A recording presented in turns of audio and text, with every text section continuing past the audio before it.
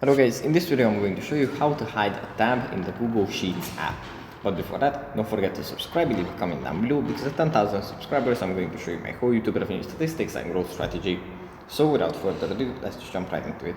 First we have to open up Google Sheets. Here it opens up in this view. From here we just have to select the document that we want to work on. And then we have to select the tab that we want to hide in the bottom row. Now we just tap on the triangle next to the name of the tab, and then if we scroll down we find hide, and we can just tap on hide, and then the tab is going to be hidden. Now if you want to see it, we just tap on these lines, and the name of it is going to be written in italic. That shows that this tab is hidden. And yeah, we can hide it again, and yeah, that's pretty much it for this video. Hope it was helpful for you guys, and I'll see you in the next one.